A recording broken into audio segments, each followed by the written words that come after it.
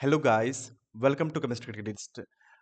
बहुत सारे स्टूडेंट के आपके प्यार भरे मैसेज आ रहे थे कि सर बताइए कि नीट का इस बार का पेपर किस तरह का था। खास करके उन सभी स्टूडेंट का जो कि इस बार 12th क्लास में है या फिर ड्रॉप लेकर के अगले साल नीट देने की सोच रहे हैं। और साथ ही साथ 11th के भी बहुत सारे स्टूडेंट का मैसेज आया है।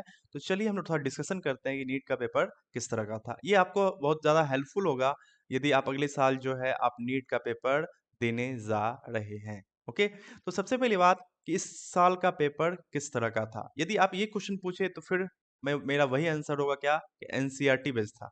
ओके, एनसीईआरटी बेस्ड था और बहुत सारी क्वेश्चन तो एकदम इन टेक्स्ट क्वेश्चन जिसे कि आप जनरली इग्नोर कर देते हो, इन टेक्स्ट क्वेश्चन फॉर्मेट पे पूरी तरह से कॉपी कर दिया गया था। जैसे कि आपने वो देखा है एम्पिरिकल फॉर्मूला कैलकुलेट करने का। ओके, उसके बाद सी इक्वल टू न्यू लैम्डा, कितना आसान सा आपको लगता है कि मतलब फॉर्मूला है सी इक्वल टू न्यू लैम्डा, लेकिन इस पे क्वेश्चन दे दिया गया है। और खास बस तो कहोगे सर ये इतना आसान सा क्वेश्चन कैसे दिया गया है?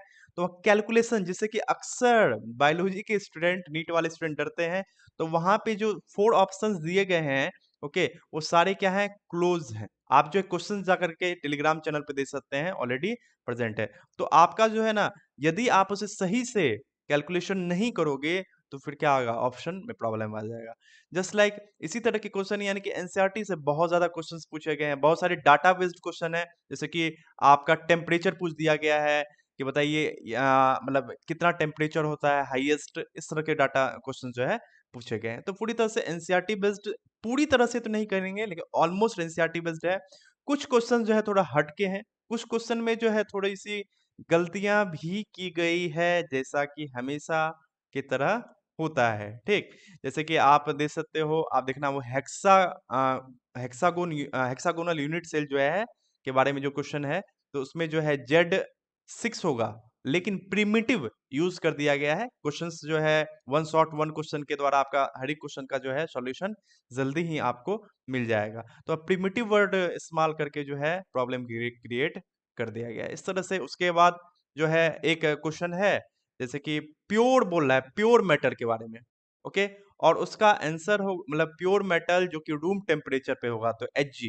लेकिन Hg जो है और यहाँ पे आंसर होगा क्या? डिस्टिलेशन। आप क्वेश्चन देखिएगा, डिस्टिलेशन प्रोसेस द्वारा जो है आपको Hg निकाला जाता है, लेकिन ये प्योर फॉर्म में नहीं होता है और वहाँ आप देख सकते हो कि क्वेश्चन में प्योर वर्ड का इस्तेमाल कर दिया गया है। तो ये 2-3 मिस्टेक्स जो है किए गए हैं एनटीए के द्वारा।